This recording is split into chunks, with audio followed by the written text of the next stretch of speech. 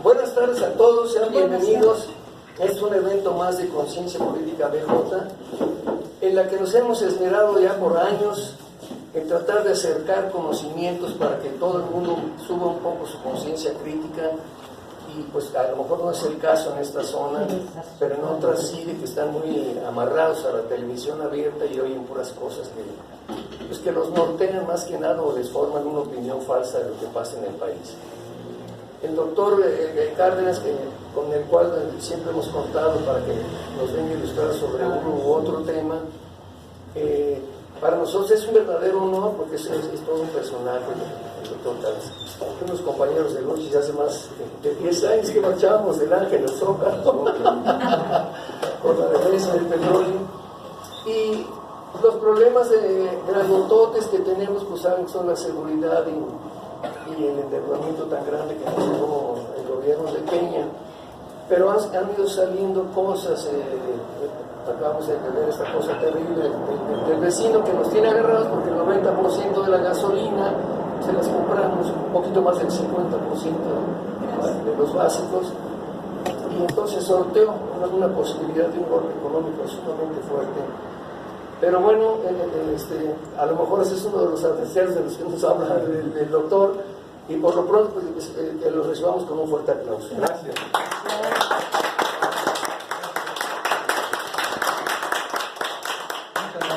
Muchas gracias por su invitación. Cuando me avisaron que viniera, me preguntaron, ¿y cómo le llamamos a la charla? Y yo creo que pues sí es oportuno, ¿no? Le iba a llamar, parafraseando aquel libro del filósofo de la ciencia Popper, que se llama La sociedad abierta y sus enemigos, Morena y sus enemigos, pero mejor Morena y sus adversarios, ¿no? Para que no tuviese un tinte tan bélico, de esa suerte, porque es algo además de lo que nos critican, que el discurso de la cuarta transformación pretende polarizar, divide entre buenos y malos, entre fifís y chairos, es lo que dicen los críticos. Entonces, quiero empezar primero con algo que es una breve reflexión sobre lo que hemos entendido, cosas que me imagino que muchos de los invitados de ustedes ya han comentado, lo que entendemos por la cuarta transformación, la idea de la cuarta transformación, cómo se ha tratado de aplicar en los hechos, si nos hemos desviado del camino o no, de la ruta, y terminar con el tema de los adversarios. ¿Quiénes son los adversarios, que no enemigos de la cuarta transformación? Bueno, como ustedes saben, el triunfo nuestro triunfo, el de Morena, el del licenciado López Obrador, el de millones de mexicanos, de mexicanas, no fue un triunfo para realizar un cambio de gobierno. Todos lo tenemos muy claro. No se trató de que un partido distinto llegara al poder presidencial, a contar con la mayoría en las cámaras, sino lo que se busca, más que un triunfo electoral, que desde luego el triunfo electoral es una condición para lograr un fin, pero no es el fin en sí mismo. El triunfo electoral fue necesario para tener las riendas del poder político, del poder público en nuestro país, aunque como hemos observado en estos 6 meses del gobierno del presidente López Obrador, pues ganar la presidencia o tener la mayoría tan importante que se tiene en el Congreso, pues no es todo el poder, porque hay instituciones que están fuera de la influencia de Morena, de la cuarta transformación. Ejemplo de ello, y eso está, en cierta forma está bien, a mí me parecería mal que todo estuviese orientado, controlado, dominado, influenciado por Morena. Yo pienso que debe haber en eso tienen razón algunos críticos, deben existir contrapesos a las políticas de Morena. Hay totalmente áreas del Estado mexicano que están fuera del control de la influencia de Morena. Me refiero concretamente, por ejemplo, al Poder Judicial Federal. La Suprema Corte, como ustedes saben, aunque el presidente López Obrador haya propuesto en lo que va de su gobierno a 2 nuevos ministros, son 11, ¿no? Dos ministros, aunque fueran muy de Morena, que la verdad creo que no lo son tanto, pues no darían los números para tener el control de la Suprema Corte y con ello de los tribunales del país, de los tribunales federales del país. Pero hay otros tribunales que están también fuera de la influencia de Morena, muy importantes. Por ejemplo, el tribunal que se llama el Tribunal Federal de Justicia Administrativa, el Tribunal Federal de Justicia Administrativa, que es un tribunal, que se llamaba antes el Tribunal Fiscal de la Federación, es un tribunal también fuera de la influencia de Morena, o el Tribunal Agrario que resuelve las controversias agrarias, o los tribunales que están por integrarse con esta reforma electoral que se ha dado. Va a haber tribunales laborales. Antes no existían estos tribunales laborales, sino eran las llamadas juntas de conciliación y arbitraje. Entonces todo el mundo judicial, sobre todo el mundo judicial federal, está fuera de la influencia de Morena, o la influencia de Morena no es tan importante en el ámbito del Poder Judicial como sí es importante obviamente en la administración pública, en el Poder Ejecutivo, en el Poder Legislativo. Y después tenemos otro tipo de instituciones, los órganos autónomos, constitucionales autónomos, que también están fuera del alcance del control de Morena. Me refiero al INE, por ejemplo, a la Comisión Nacional de Derechos Humanos, al Banco de México, al Banco Central, al INEGI, en fin, a todos los órganos autónomos, que son cerca de 10 órganos autónomos, el CONEVAL, en fin, que existen en el país. Esos órganos también están fuera del control de Morena, es decir, se llegó al poder institucional, se tiene una parte del poder institucional que es el Poder Ejecutivo, la Administración Pública, el Poder Legislativo, las mayorías absolutas pero no calificadas en el Poder Legislativo, pero hay sectores institucionales fuera de la influencia de Morena, como el Poder Judicial Federal, como los órganos constitucionales autónomos. Y luego si pensamos en términos del sistema federal, pues si revisamos cuántos gobernadores son actualmente o pertenecen a Morena, pues tenemos que hay 7 gobernadores, ¿no? De los 32, incluyendo a la jefa de gobierno de la Ciudad de México. Pues son 7, quiere decir que hay todavía una presencia muy importante de otros partidos políticos en los estados, en las entidades federativas y en muchos municipios muy importantes.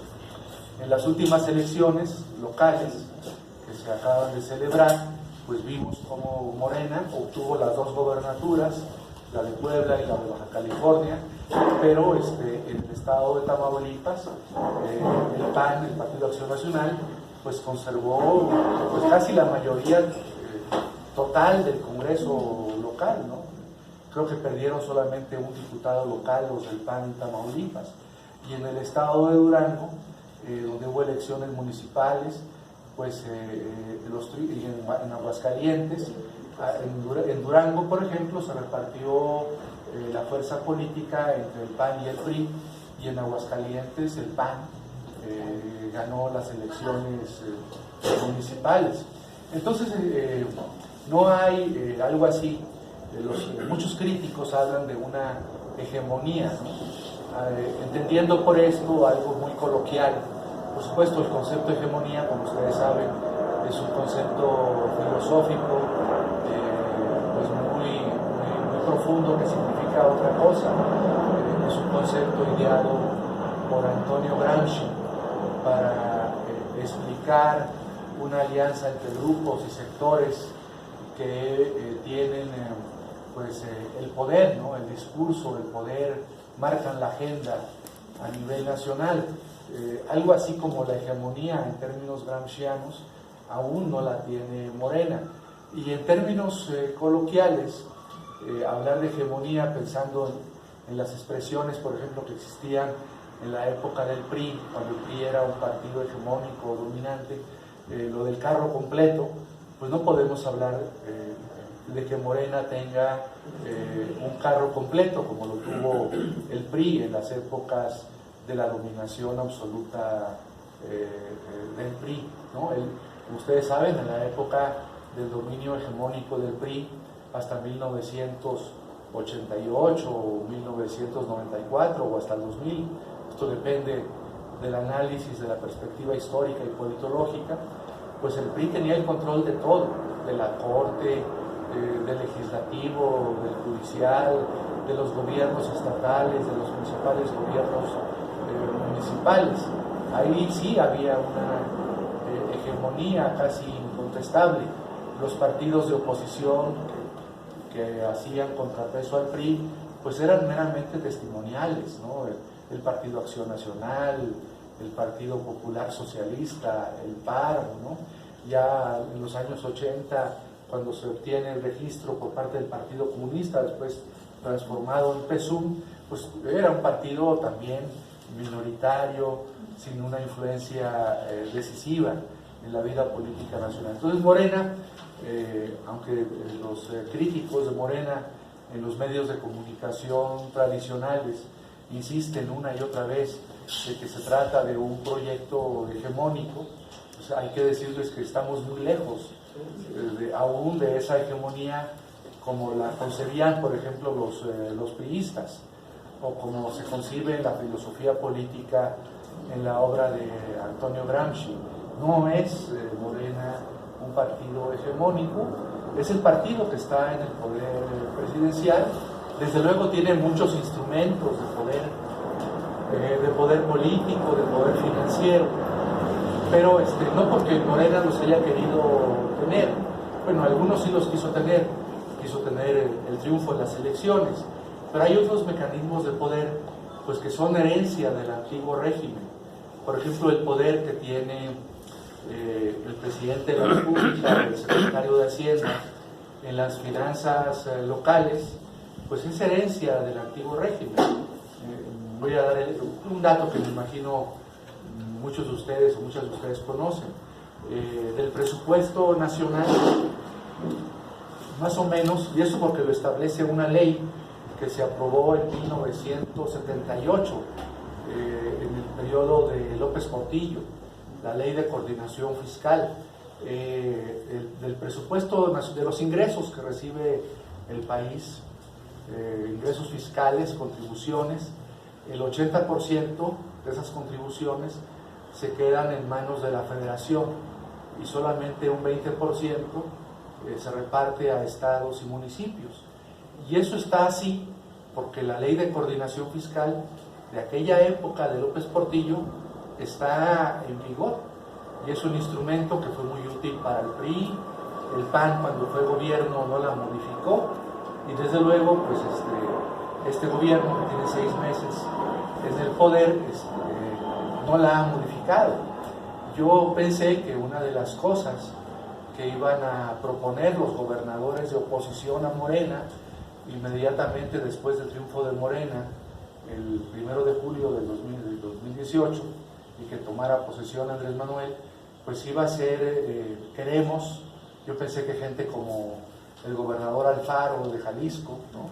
O esto lo ha dicho creo que un poco más el gobernador de Chihuahua, Corral, exigir, ¿no? Yo pensé que se iban a reunir todos los gobernadores de oposición que son mayoritarios en relación a los gobernadores de Morena y le iban a exigir al gobierno federal: queremos otro arreglo fiscal para que la federación no se quede con el 80% y a nosotros nos den el 20% del presupuesto, queremos un arreglo más justo.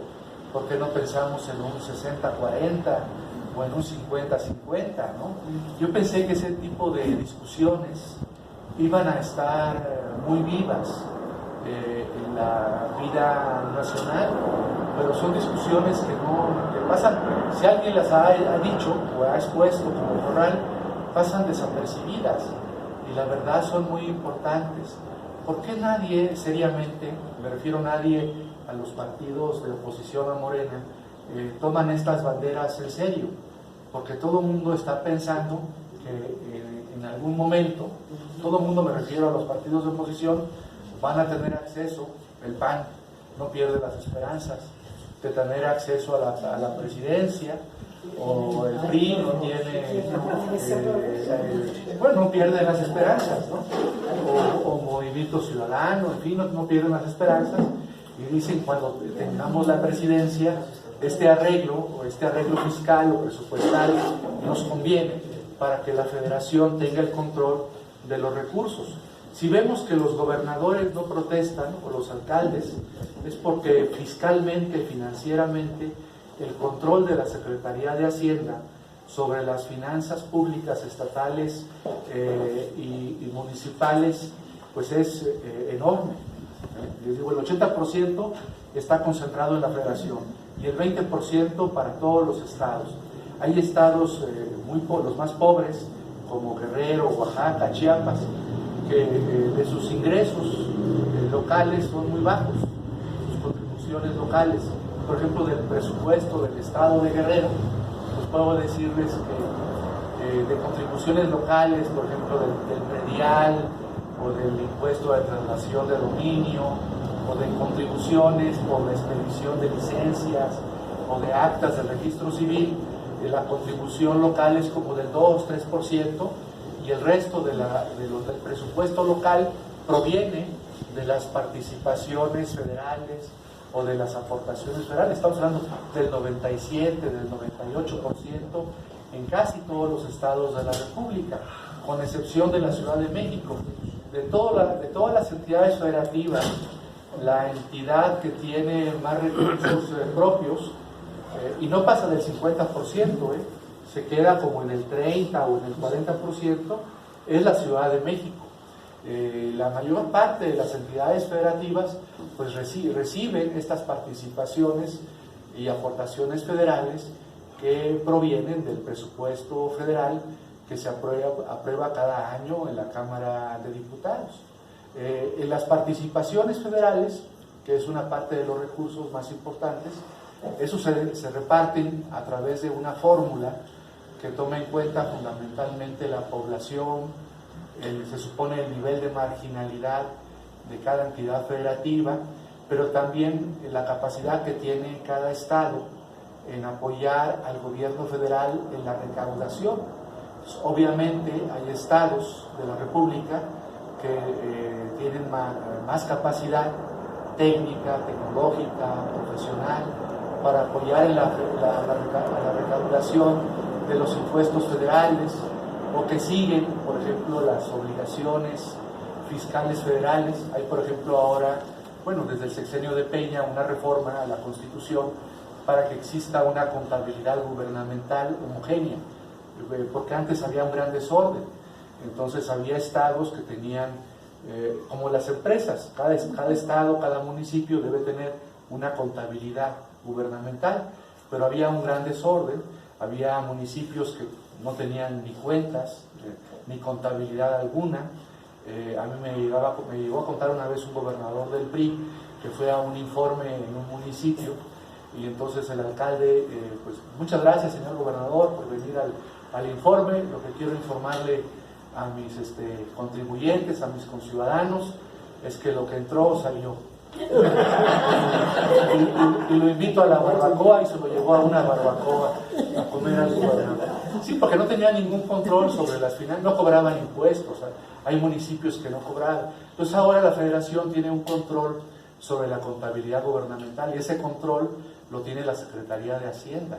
Entonces un estado, por ejemplo, o un municipio que no tiene, como los contadores, que no tiene en regla su contabilidad gubernamental, pues es penalizado en las participaciones federales. Entonces ese es un mecanismo de control, ¿no? Entonces, y además digo, hay otros estados que sí tienen mecanismos para apoyar a la federación en la recaudación de impuestos, o que tienen en regla pues el tema del predial, o tienen en regla su catastro o el registro público de la propiedad. Por ejemplo, Nuevo León, ¿no?, que es una maravilla, lo tiene mejor que la Ciudad de México. Pero hay otros que es un desastre, ¿no?, que es un desastre el catastro o el registro público de la propiedad. Entonces todo eso pues son mecanismos que aprovecha la Federación, la Secretaría de Hacienda, fundamentalmente para tener control de los gobiernos estatales. Otro mecanismo de control muy poderoso es la Auditoría Superior de la Federación. Cuando hay algún gobernador que comienza a protestar mucho, pues le dicen al auditor superior, que se supone es independiente, que depende de la Cámara de Diputados, de la Comisión de Vigilancia: oiga, auditor superior, pues ahí a tal estado, ¿no?, el estado de Veracruz o el estado de tal, pues tenemos estos indicios de que las cosas no están bien, esfuércese en las auditorías, ¿no? Y como ustedes saben, esas auditorías pueden desembocar en procedimientos de responsabilidad penal, administrativa, política, a gobernadores, a alcaldes. Entonces la Federación tiene muchos instrumentos para controlar a los estados y a los municipios por la vía fiscal, por la vía del presupuesto. Por eso no vemos a los gobernadores protestando, exigiéndole al presidente de la República un nuevo arreglo fiscal para tener más recursos, ¿no? La última modificación, por ejemplo, en este sentido muy importante, que se hizo casi al final del gobierno de Peña Nieto, en 2016 se aprobó una ley que se llama Ley de Disciplina respecto a la deuda, de disciplina presupuestal y de endeudamiento. Ustedes recordarán que en el sexenio de Peña y en el sexenio previo de Calderón hubo grandes escándalos porque a muchos estados fueron endeudados, como el estado de Coahuila por Humberto Moreira, pero no fue el único caso, es el estado de Veracruz, en fin. Entonces, desde la Secretaría de Hacienda, cuando estaba a mí como secretario de Hacienda, planearon una reforma, primero a la Constitución y después a la ley, para limitar la deuda en los estados y los municipios. Entonces, hoy en día los estados y los municipios, para que se endeuden, deben contar con una autorización o una garantía, como un aval, como le llamamos fiador, ¿no?, un fiador de la deuda de la Secretaría de Hacienda. Pues hay estados que tienen, por ejemplo, el estado de Coahuila, que le fue endeudado Moreira, por más que quiera el gobernador que sea, hoy en este momento es gobernado por el PRI, aunque quiera hacer cosas y endeudarse, por ejemplo, construir obra pública o infraestructura, no puede, porque la deuda está controlada por la Secretaría de Hacienda. Pero así como ocurre en Coahuila, ocurre en todos los estados, incluyendo en la Ciudad de México. La deuda, por ejemplo, de la Ciudad de México no la aprueba el Congreso local de la ciudad, la aprueba el Congreso de la Unión, la deuda de la ciudad. Entonces, hay un control. Por eso no vemos que ahí haya reacciones.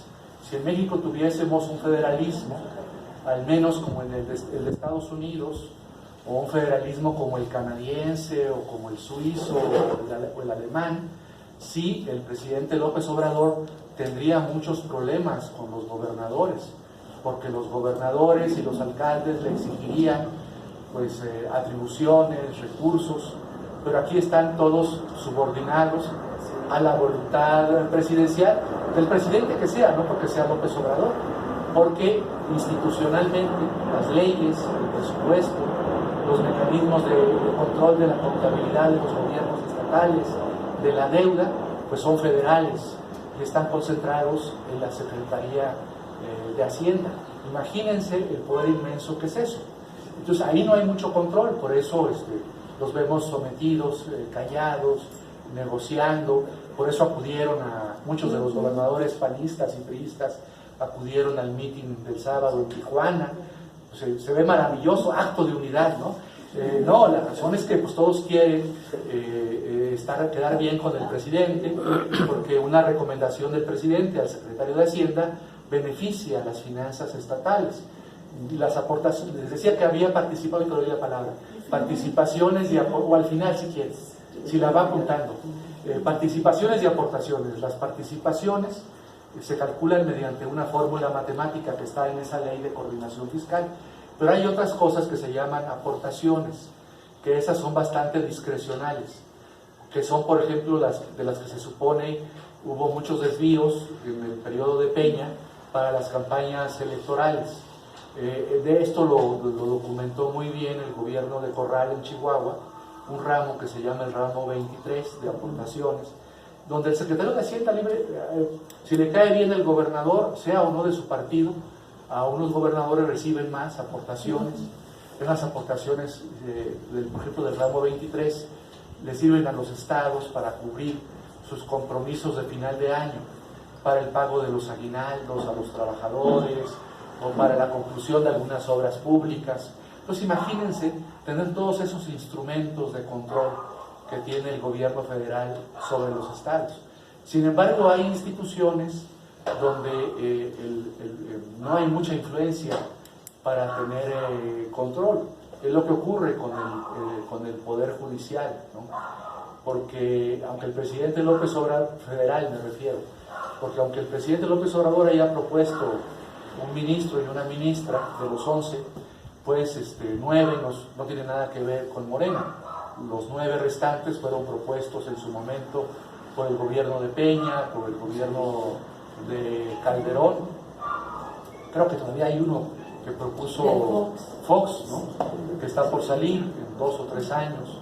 Entonces, pues eso le da al Poder Judicial una independencia muy importante.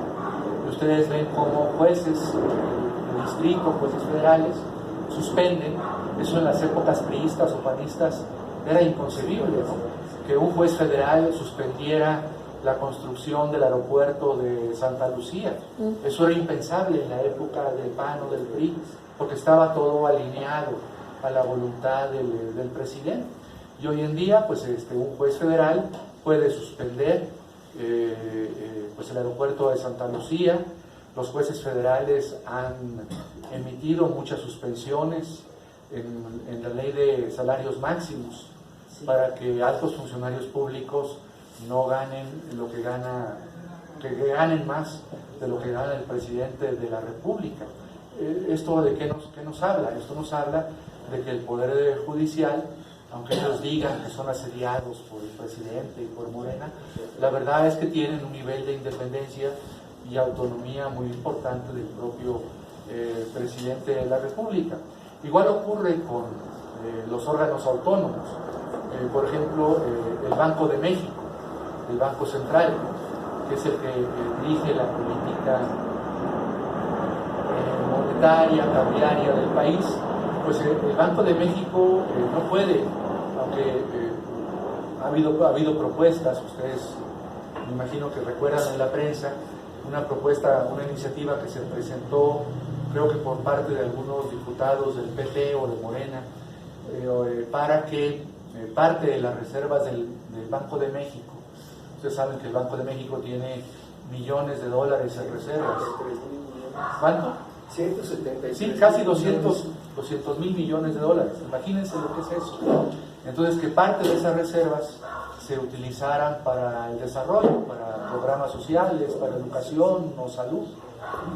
Bueno, eso inmediatamente fue impedido, porque los organismos financieros internacionales, como el Fondo Monetario, el Banco Mundial, las calificadoras de deuda soberana, le dicen al Banco de México, al Banco Central, atrévete a hacer eso y verás lo que le ocurre al peso, ¿no?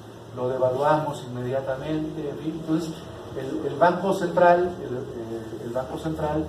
el Banco de México, pues es un banco pues que tiene autonomía respecto al gobierno mexicano, respecto al gobierno del presidente López Obrador. Claro, no tiene autonomía respecto a los organismos financieros internacionales ni a las agencias calificadoras de deuda, pero sí se envuelve con una gran autonomía del presidente de la República y de Morena. O vean la actitud, por ejemplo, está bien, yo creo que es el papel, aunque eso tampoco ocurría en los gobiernos del PAN o del PRI, de la Comisión Nacional de Derechos Humanos, ¿no? Emitiendo recomendaciones de manera frecuente en contra del gobierno del presidente López Obrador, del gobierno de Morena, por violaciones o ausencias del gobierno del presidente López Obrador. Eso no pasaba en la época del PAN y del PRI, pero ahora ocurre. Qué bueno que existan esos contrapesos, ¿no? Por ejemplo, ha emitido recomendaciones en materia de salud. La última recomendación, ¿no?, se publicaba en los medios sobre el tema de las guarderías, ¿no?, donde ya obliga al gobierno del presidente López Obrador para que las guarderías se mantengan conforme al presupuesto del año de 2018, al menos, ¿no? Entonces, bueno, ahí vemos cómo es un contrapeso importante. O las autoridades electorales, el INE, pues ahí en el nombramiento de los actuales consejeros, pues no ha influido Morena. Todos los consejeros fueron nombrados previamente en la última reforma electoral del 2014, pues por los partidos del Pacto por México, por el PAN, por el PRI, por el PRD, pero no por Morena. Y toda la estructura electoral del país federal está así. Es verdad que Morena puede tener algún tipo de influencia o de presión sobre los órganos electorales y sobre otros órganos autónomos, porque la Cámara de Diputados aprueba el presupuesto y les puede descontar el presupuesto que proponen ellos o que piden, como ha ocurrido con el INE, ocurrió con el INE este año. Pero bueno, la verdad es que este gobierno ha sido bastante respetuoso con los resultados electorales, ¿no? No hemos sabido de escándalos como los que ocurrían en las épocas priistas o panistas, de compra de voto, de coacción del voto, de desvío de programas públicos, como hubo en el pasado. Entonces yo creo que sí, hay un gran poder político de Morena. Ese poder, sobre todo, es un poder no institucional, por esto que estoy explicando, cómo el Poder Judicial pues tiene su nivel de independencia y autonomía muy importante, o los órganos autónomos. El poder de Morena es un poder basado en la legitimidad democrática de origen, es decir, los 30 millones de votos. Porque, desde luego, el triunfo del actual gobierno pues es incontestable. No hay objeciones a este triunfo. No hay objeciones como las hubo en el triunfo, entre comillas, de Carlos Salinas de Gortari, o no hay una objeción como la hubo en el triunfo de Calderón o en el de Peña, con escándalos que aún están pendientes de ser resueltos por el sistema de procuración y de justicia en el país, como el caso Odebrecht, ¿no?, donde muchos de esos recursos seguramente se desviaron o fueron a parar, además de los bolsillos de Lozoya, Videgaray, pues pudieron llegar a los bolsillos también de Peña, pero también de las campañas del 2012. Entonces fue un triunfo inobjetable, fue un triunfo por amplísima mayoría. Entonces eso le da una gran legitimidad democrática al presidente López Obrador y a su gobierno. Legitimidad democrática que no tuvo ni Peña, que no tuvo ni Calderón, ni el propio Fox, ¿no? Porque aunque la elección de Fox no fue cuestionada, Fox inmediatamente se entregó a los brazos del gran capital nacional y extranjero. Fox nunca se enfrentó, por ejemplo, con empresarios que tuvieran intereses en algo equivalente a la construcción del nuevo aeropuerto internacional de México, en Texcoco. Nunca se enfrentó a ese tipo de intereses. Fox inmediatamente llegó a arreglos con esos grandes intereses económicos nacionales, transnacionales de los Estados Unidos.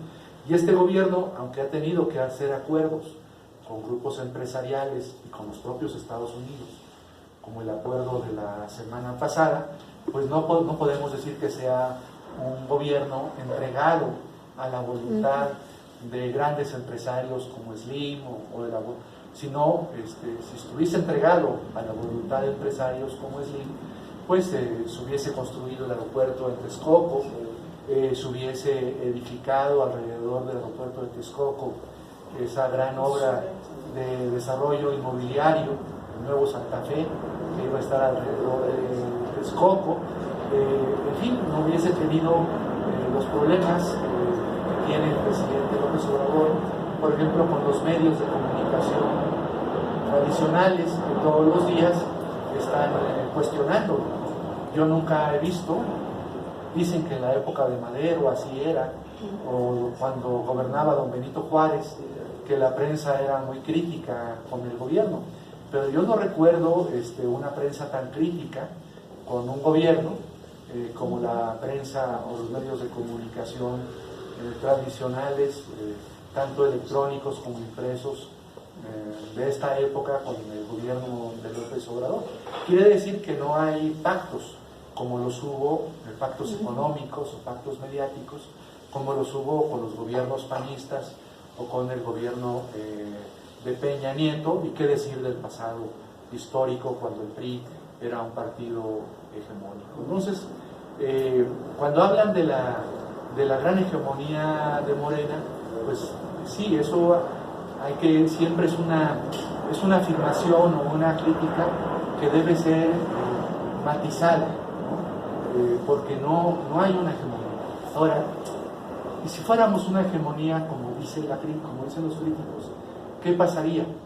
¿Sería conveniente que Morena se transformara en un movimiento hegemónico, en el sentido de tener el control de todas las instituciones, el control del discurso público, político, el control de la agenda, que tuviera a todos los medios de comunicación de su lado, a la Suprema Corte de su lado, a los órganos autónomos de su lado, a los grandes empresarios del país de su lado, a los Estados Unidos de su lado, a las agencias calificadoras de deuda de su lado, a los organismos financieros internacionales de su lado? ¿Sería eso bueno o no sería tan bueno? Más cómodo. Sería desde luego políticamente, para la operación política, muy cómodo, ¿no? ¿Qué gobernante no quiere tener todos los instrumentos de su lado para poder gobernar? Pero es difícil que un gobierno de las características del gobierno de Morena y las características de López Obrador tenga todos esos instrumentos hegemónicos de su lado. Y yo creo que hasta es bueno que existan esos contrapesos, porque esos contrapesos pues ayudan a generar en la sociedad un debate mucho más vivo, más vigoroso, un debate más profundo. Desde luego complica la operación política, complica, por ejemplo, la realización de las obras de infraestructura como el aeropuerto u otras obras que seguramente van a ser todas las obras cuestionadas, como no se cuestionaban en los periodos del PAN ni en los periodos del PRI. Pero eso ayuda también al gobierno a hacer las cosas mejor, ¿no? A no cometer tantos errores, que desde luego en el ejercicio del poder se cometen errores. No hay nadie infalible en el ejercicio del poder. Bueno, entonces de lo que les venía a hablar, después de este preámbulo, contexto, pues era recordar eso, que a diferencia de otros gobiernos, el triunfo de Morena no implica simplemente un cambio de gobierno, una alternancia como fue la de Fox, porque el modelo con Fox se mantuvo exactamente igual. No implica también un gobierno como el de Calderón, que profundizó los aspectos más negativos del modelo, o un gobierno como el de Peña Nieto, caracterizado por la corrupción. De lo que se busca, entre otras cosas, ¿no? de lo que se busca ahora es de un cambio de modelo, de un cambio de régimen. Por eso se habla de la cuarta transformación, y creo que de esto ya hemos hablado algunas veces cuando lo he explicado, de los fundamentos filosóficos que están en esta crítica al modelo neoliberal, no voy a abundar mucho en ello. Están en una propuesta que puede parecer ambiciosa y utópica esto de la cuarta transformación, que implica históricamente una transformación profunda en las estructuras políticas, económicas y sociales del país, como las que se vivieron durante la independencia, la reforma, la revolución. O no les voy a hablar tampoco pues de estas críticas, bueno, que algo me he referido, políticas que hacen al modelo de la cuarta transformación, por ejemplo, de que es un modelo populista, como dice Enrique Krause, ¿no? Y yo he sostenido que en el sentido que lo dice Krause, el régimen de López Obrador, el régimen de Morena, no es un régimen populista, porque él dice que un gobierno es populista, esto lo dice Krause, cuando no tiene contrapesos. Y ya vimos que el gobierno de López Obrador sí tiene muchos contrapesos nacionales e internacionales. Un gobierno populista pues no respeta al Poder Judicial, no respeta los resultados electorales, ¿no? Entonces yo no he visto esas características en el gobierno de Morena, en el gobierno que encabeza López Obrador. Tal vez en otro sentido sí sea populista, en el sentido de tener una política social, de programas sociales en beneficio de los sectores más excluidos, más marginados de la sociedad. Entonces, si a eso le llaman populismo, de ver por las clases populares, pues sí, en ese sentido sí es populista, pero no en el sentido que señala Krause, como un gobierno sin contrapesos, un gobierno hegemónico, un gobierno que no respeta las instituciones, los resultados electorales, un gobierno, yo por ejemplo he llegado a decir, porque esto me lo han dicho, ¿no? Bueno, lo dice por ejemplo el exministro Góngora en este libro que acaba de publicar, no sé si por casualidad lo han leído. No dice nada de su vida personal, ni lo quieren ver, parece que no lo quieren ver. Yo esperaba que dijera cosas de su vida personal, de este asunto de la mujer, no dice nada de eso. Se pinta como un ministro progresista, o sea, hay poca autocrítica, pero le dice al final a López Obrador algo muy interesante en el libro. Bueno, él dice que en su gestión como ministro, como presidente de la Corte, hizo cosas extraordinarias. En parte es cierto. Hizo cosas interesantes. Tal vez en su vida personal no fueron muy buenas, no es muy virtuoso en su vida personal, pero en su vida como ministro, pues sí hizo cosas interesantes, como aquel tema de Aguas Blancas, por ejemplo, temas así interesantes que respaldó el ministro Góngora, pero termina él diciéndole o dándole a entender a Andrés Manuel que él tendría, Andrés Manuel, que promover una reforma al Poder Judicial tan ambiciosa, así dice él, como la reforma que le permitió a él ser ministro de la Corte. Se refiere a la reforma de Zedillo de 94. Y esto es verdad, Andrés Manuel si quisiera, pero fíjense, ahí es donde yo creo que ese es el mejor argumento para rechazar o objetar o contestar las críticas de personajes como Krause. Si él quisiera, desde luego, podría promover en el Congreso una reforma a la Constitución, pues para minimizar el papel del Poder Judicial, ¿no? Una vez me dijo un profesor español, un valenciano que vino aquí a México, que es asesor de Podemos en España, me dijo, oye, ¿por qué no quieren proponer ustedes nada sobre un tribunal constitucional? Creen un tribunal constitucional con ministros cercanos o ministras cercanas al presidente López Obrador y dejen al Poder Judicial, a la Corte, como un tribunal de legalidad, viendo asuntos civiles y penales, y entonces ya tienen ustedes el control de la constitucionalidad del país. ¿Por qué no hace eso? Pues Andrés Manuel nunca lo va a hacer. No lo va a hacer porque él es un hombre respetuoso de las instituciones y no va a hacer ese tipo de cambios que podría promover en el Poder Judicial para tener un Poder Judicial a modo. Él quiere tener esos contrapesos, ¿no? Desde luego hay una estira y afloja muy difícil con el Poder Judicial, muy interesantes, por ejemplo, en estos amparos contra la ley de salarios máximos, pues hemos visto que la Corte sí aceptó, no aceptó la inconstitucionalidad general de la ley, pero aceptó que el Congreso tenía que modificar al menos 2 preceptos de esa ley, porque en esos 2 preceptos no se establecieron parámetros. O sea, lo que quiere la Corte y los críticos es que no, el presidente no diga, pues mi sueldo es tanto, y que a partir del sueldo del presidente, así lo dice la Constitución, por cierto, se fijen los salarios, sino que existan estudios técnicos, ¿no? Parámetros o criterios para fijar el salario máximo del presidente. Y yo creo que esa discusión es un poco bizantina y absurda, pero lo dijo la Corte. Entonces seguramente en el próximo periodo de sesiones pues habrá una reforma a esa ley reglamentaria del artículo 127 de salarios máximos para establecer esos parámetros, que son obvios. ¿Cuáles son esos parámetros? Pues el salario mínimo del país, ¿cuántas veces? 108,000 pesos.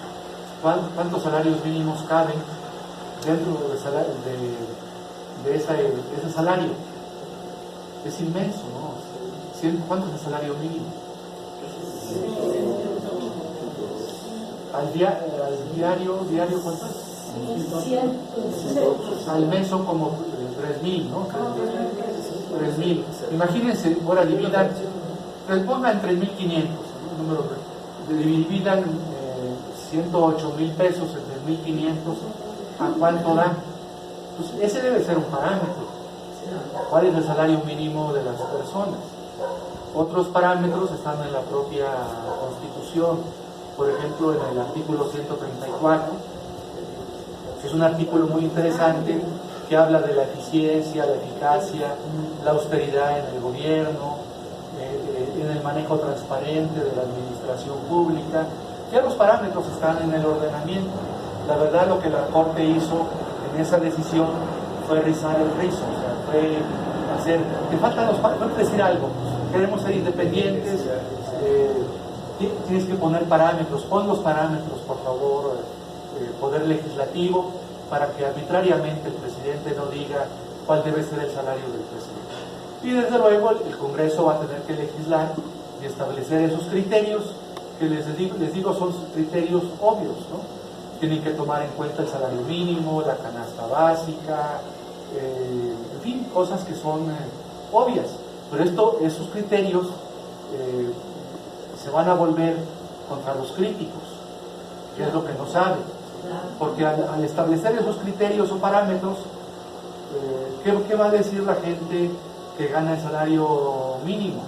Oye, pues yo estoy muy 40 o 50 o no sé cuántas veces, 35 veces abajo del presidente de la República. Yo quiero no estar 35 veces abajo del presidente. Yo quiero estar, pues no sé, 10 veces abajo del presidente.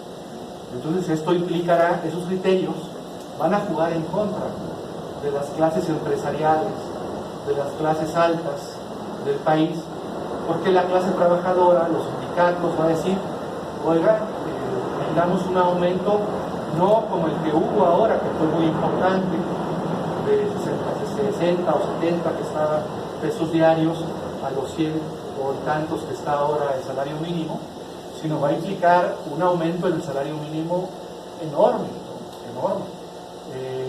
para que las diferencias salariales entre la alta burocracia y la mayoría de los mexicanos, la clase media, la clase, ya por llamarle socialmente excluida o baja, pues no existan esas diferencias tan grandes, ¿no? ¿Cuál es la diferencia, por ejemplo, pues los ejemplos estos que siempre ponemos, que en Finlandia existe, o en Dinamarca, o en Alemania, existe entre lo que gana el primer ministro con lo que gana un trabajador, que gana el salario mínimo?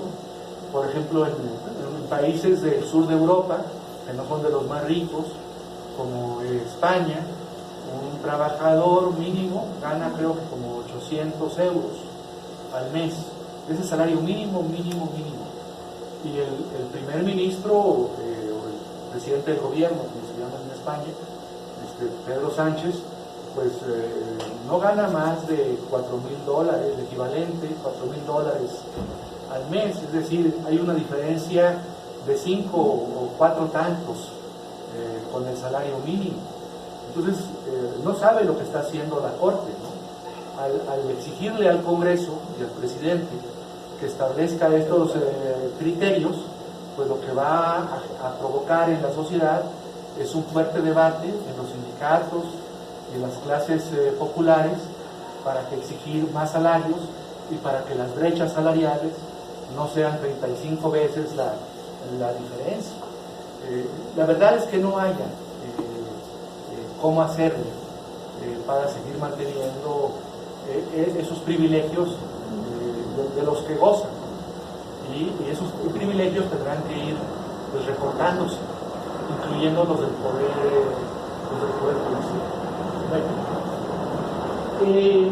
Hay en el ámbito ya más jurídico cosas muy interesantes de este gobierno.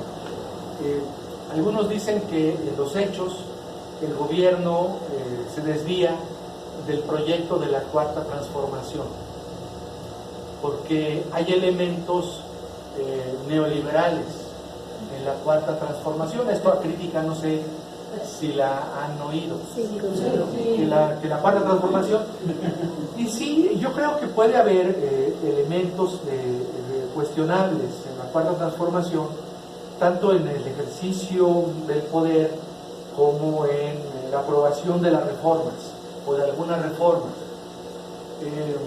Pero también entiendo lo que ocurre. Creo que, bueno, yo no quiero que compartan mi punto de vista, simplemente lo voy a dar a conocer en voz alta a ustedes. Ya si lo comparten, pues bien, y si no, pues ya lo cuestionarán. Yo creo que en el ejercicio del poder hay elementos con los que no se cuenta, elementos inesperados, elementos que no se pueden calcular cuando se está en campaña o cuando se propone un proyecto o un plan de gobierno.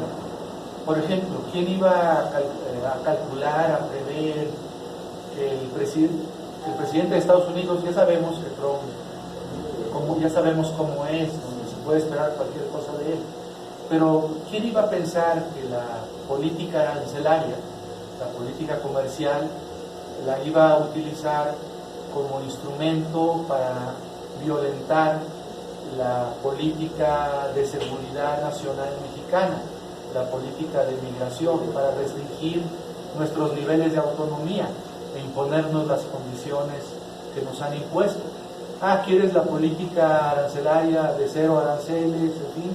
Pues entonces estás obligado a tener una fuerte presencia militar con tu Guardia Nacional recién creada o al proceso de integración.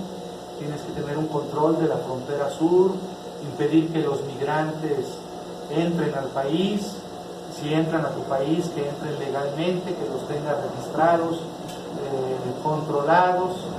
Muchos te los voy a devolver y tú los debes mantener en tu país mientras yo decido si les doy asilo o refugio en el país. Desde luego que eso es un constreñimiento, un debilitamiento de nuestra autonomía, de nuestra soberanía como nación independiente. Pero ¿qué? El presidente López Obrador debió haberse opuesto a la propuesta de Trump y ni modo haber sufrido el 5% del arancel. Pero ¿eso qué implicaba? Eso implicaba devaluación de la moneda, eso implicaba que las calificadoras de deuda soberana nos pusieran como un país en situación de riesgo, como ya han puesto a Pemex y a la Comisión Federal de Electricidad. Eso hubiese implicado afectaciones económicas muy fuertes, muy grandes a nuestro país.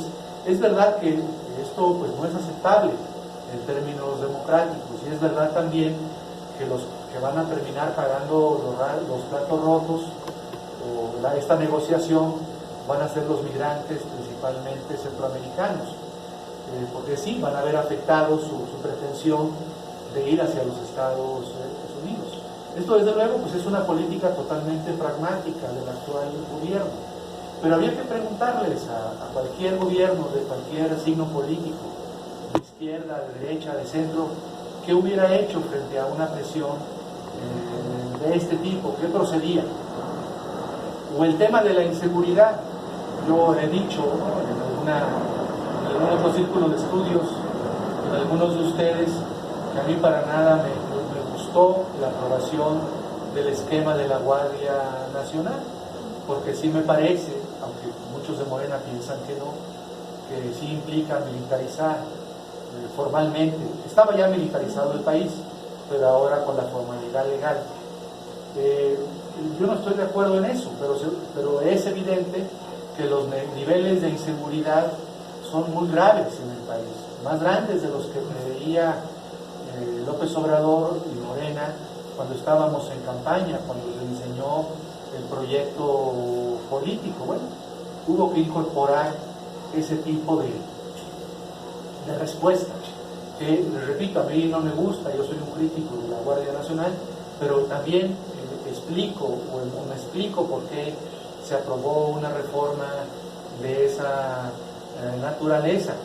Luego hay seguramente también cosas que se hacen a veces apresuradamente. Creo que, por ejemplo, en el tema de las guarderías, esa es mi opinión, no sé si se lo opinión de ustedes, fue una decisión precipitada. Algunos de ustedes digan, no, bueno, en fin, lo podemos discutir. Tal vez fue precipitada porque ni implicaba tanto del presupuesto. A lo mejor ahí, como dicen los críticos, lo importante era acabar con la corrupción que había en ese esquema, hacer un censo puntual de qué niños estaban o no en la guardería, respaldar aquellas guarderías honestas, honorables, que funcionaran bien, y a las otras no. Seguramente ha habido decisiones así, o a veces los recortes para destinarlos a los programas sociales pues han afectado a personas que no se pensaba afectar, que estaban contratadas por honorarios en el gobierno federal, en fin, y esto pues, ha implicado mucha molestia en algunos sectores sociales. Pero yo espero que con el paso del tiempo estas decisiones pues vayan asentándose, ¿no?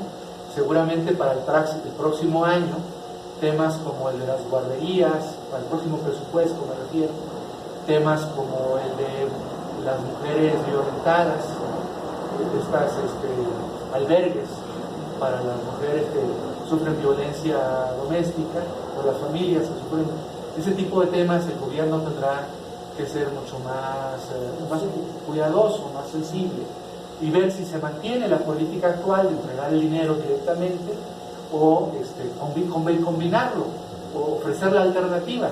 El que quiera guardería no recibe los, ¿cuántos son? 800 pesos, o la que quiera albergue no recibe este apoyo. Quieren el albergue, quieren la guardería, entonces no reciben los 800 pesos.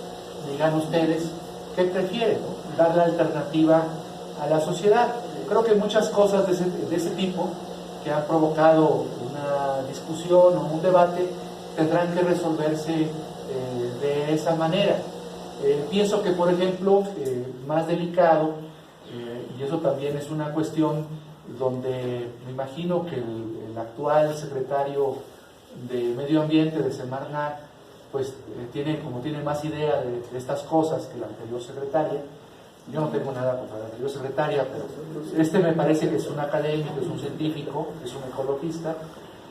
Van a tener más cuidado y van a decirle al gobierno, presidente, no anuncie una obra si no tenemos los correspondientes permisos de impacto ambiental, o si no hacemos previamente la consulta a los pueblos originarios. Habrá más cuidado en esas cosas, ¿no?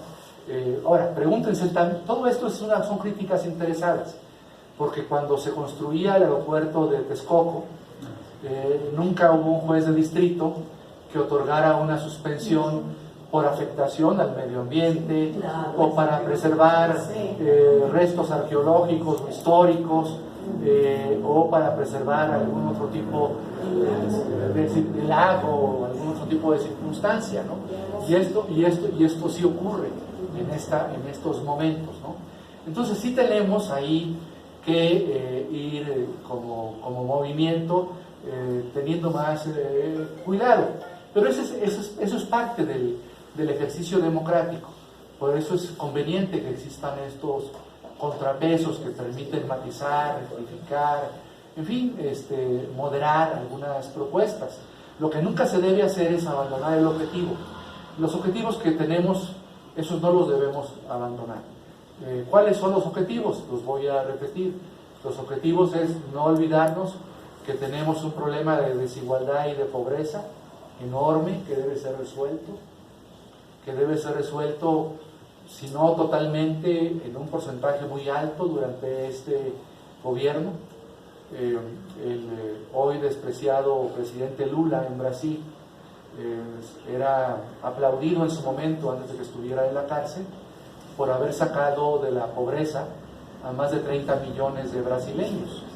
Imagínense que pudiésemos lograr, claro, somos un país de población menor a Brasil, ¿no? Los brasileños son como 250 millones, nosotros somos un poco más de 120 millones, que de los pobres del país son más o menos la mitad de la población, un poco más, que lográsemos simplemente que lo que se llama pobreza extrema, que son cerca de 20 millones de mexicanos, que no existiesen los niveles, o no existiese la pobreza extrema.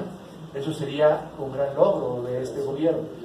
Ese objetivo en la lucha contra la desigualdad y la pobreza, este gobierno no la debe perder nunca de vista. Es un objetivo, ese es un principio que está presente. Otro principio es el de la lucha contra la corrupción, ¿no? Entonces, ahí yo creo que lo que se ha hecho ha sido muy positivo. Ahí siguen los críticos señalando que no hay nadie en la cárcel. Yo creo que no leen las noticias, ¿no? Hay muchas personas que han sido procesadas y consignadas, por ejemplo, en el tema del huachicoleo. Hay órdenes de aprehensión contra Lozoya, procesos que se han iniciado. Pronto seguramente tendremos noticias de escándalos del anterior sexenio, como el de la estafa maestra, este tema de las empresas fantasma que eran contratistas, donde estaban involucradas universidades públicas y la SEDATU y CEDESOL en esquemas de corrupción. Estos temas se van a tener que ir pues aclarando, desbrozando. Yo creo que, por ejemplo, lo que ha hecho, más allá de las críticas que recibe, bueno, yo lo respeto mucho, la unidad de inteligencia financiera ha hecho un gran trabajo, ¿no? El propio SAT ha hecho un gran trabajo.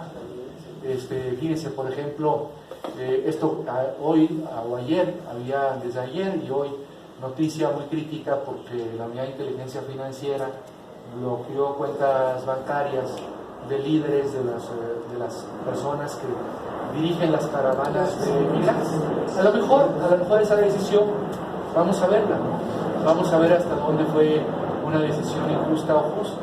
Tal vez estos sean auténticos líderes sociales que realmente estaban preocupados por los derechos humanos de los migrantes.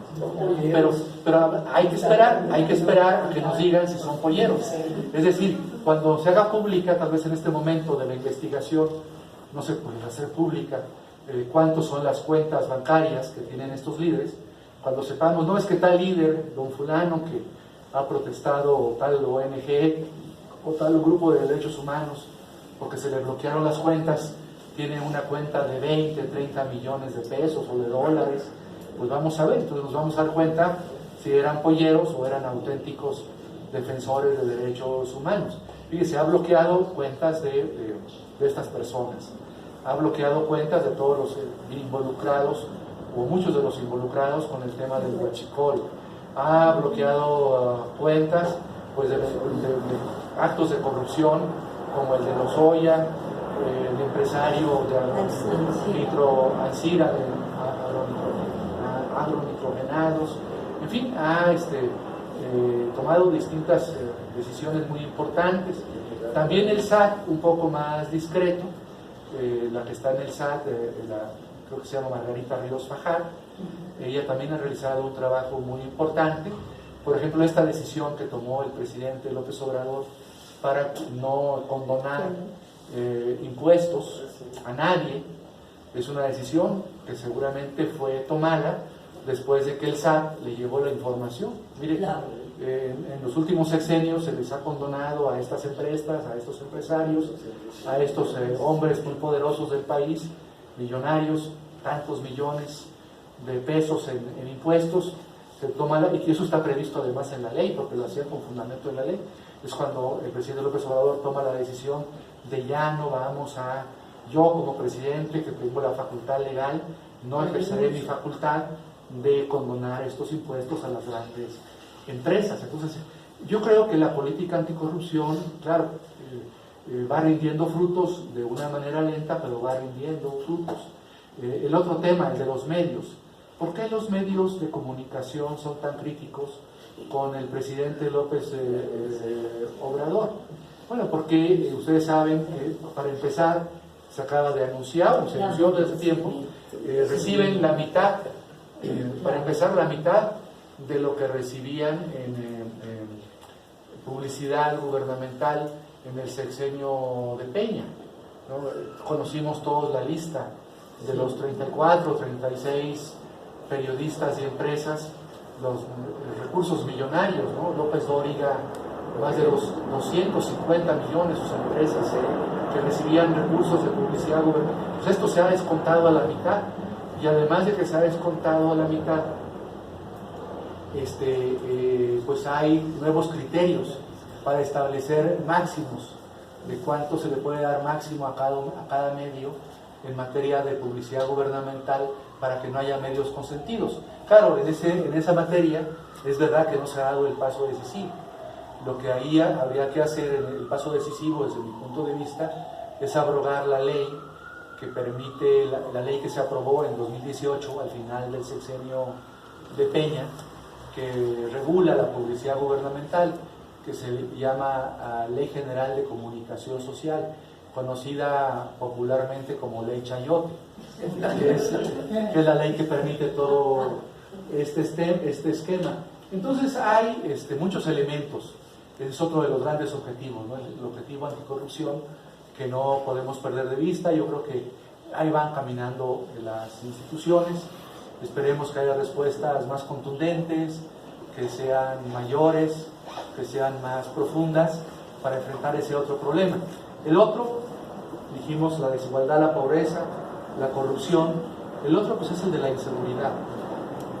Desde aquí veremos si con la Guardia Nacional, si con las medidas, los programas sociales del gobierno, se logra contener o reducir los niveles de inseguridad. Aquí, desde luego, tenemos, además de la presión interna, de la presión social que todos nosotros exigimos, porque todos nosotros hemos sido víctimas de actos de inseguridad. Yo creo que todos, no hay nadie, no sé si alguno hay en este lugar que no haya sido víctima de la inseguridad, que lo diga, ¿no?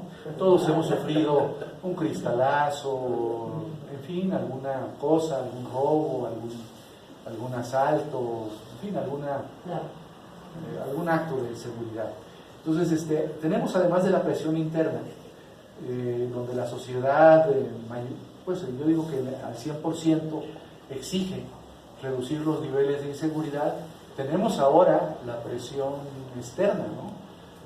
La presión de los norteamericanos. Ellos también quieren, están preocupados muchísimo con el tema de la inseguridad. A lo mejor Trump dentro de poco amenaza con nuevos aranceles a cambio de que reduzcamos la inseguridad. Entonces ahí seguramente ese objetivo, no solamente porque sea el deseo de la mayor parte de la población o porque nos lo exige Estados Unidos, porque está en nuestro interés, porque es parte de nuestro proyecto como Morena, el reducir los índices de inseguridad en el país.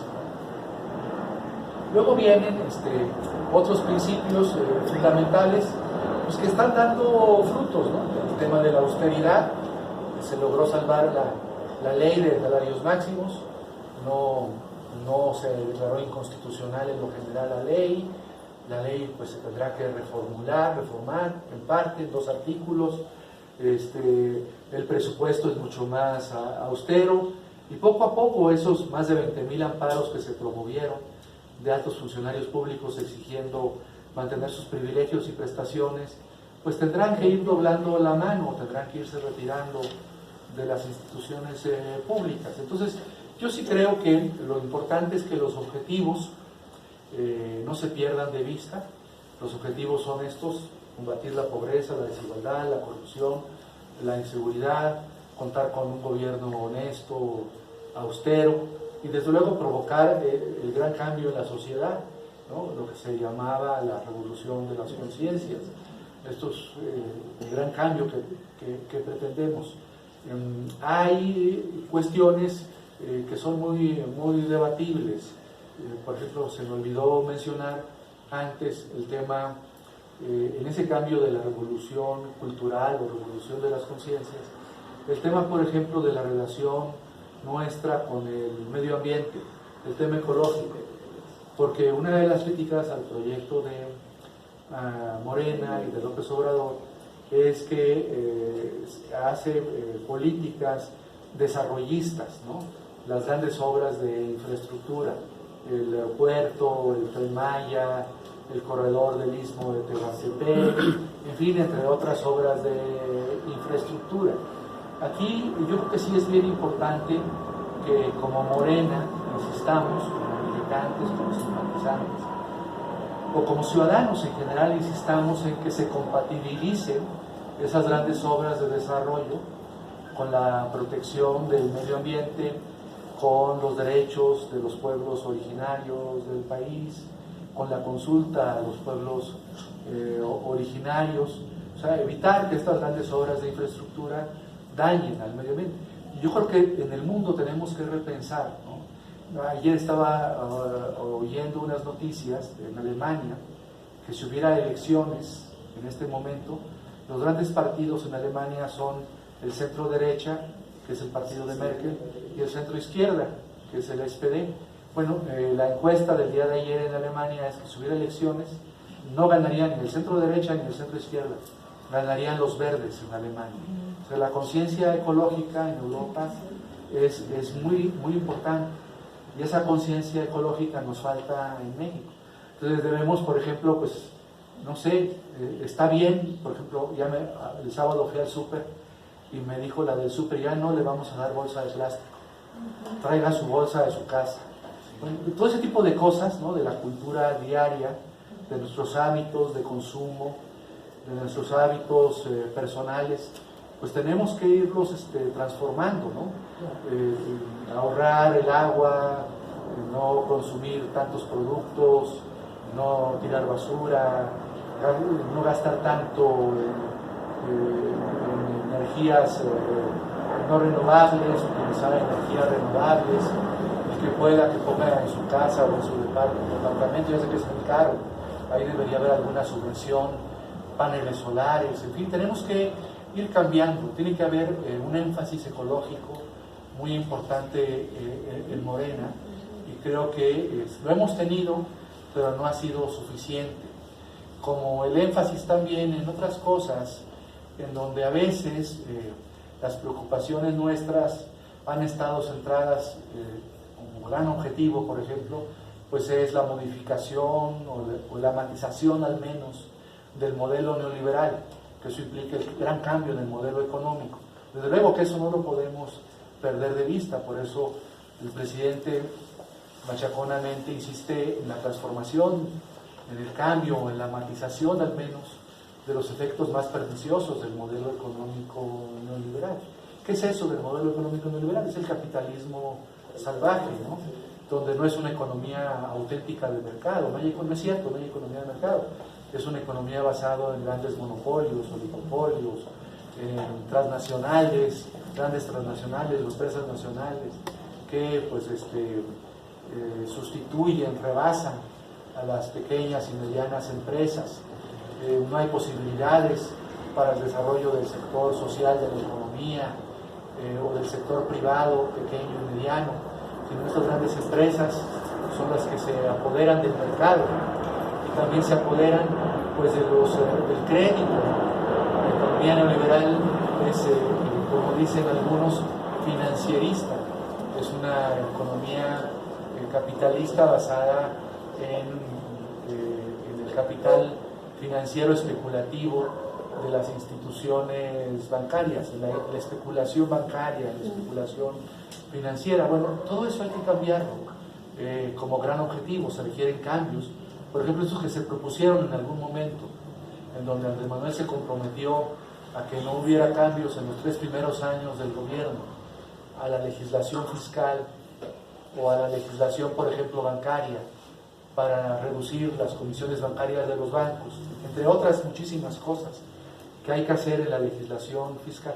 Desde luego, yo creo que una vez que pase la segunda elección, después del 2021, el gobierno tiene, o la mayoría de Morena, tiene que impulsar un cambio muy profundo en el sistema fiscal mexicano, para que el sistema fiscal sea redistributivo. Tiene que establecer o incorporar, por ejemplo, en la Constitución, no solamente como dice ahora la Constitución, el principio de proporcionalidad, sino el principio de progresividad fiscal, para que paguen más los que más tienen. Yo les pongo, por ejemplo, el ejemplo a mis alumnos, que yo como profesor universitario, que ahora soy, pues pago el mismo porcentaje de impuestos que Carlos Slim, que es el hombre más rico de México. Por el nivel que tengo en la UNAM, pues de mis impuestos pago el 35% de mis ingresos, que es lo mismo que paga Slim de impuestos, y no hay punto de comparación, ¿no? La progresividad fiscal establecería otra cosa. Si tú eres Slim, no debes pagar el 35%, sobre tus ingresos debes pagar el 60 o el 70%, ¿no?, de los impuestos. Entonces, dependiendo del decil económico en el que se encuentre uno, va pagando el impuesto sobre la renta. Entonces, ahí esa reforma fiscal es imprescindible en el país, como también es una reforma imprescindible la reforma del sistema financiero bancario. Primero, para contar con bancos nacionales, que no sean bancos extranjeros, para reducir el cobro de comisiones, pero también para facilitar el crédito.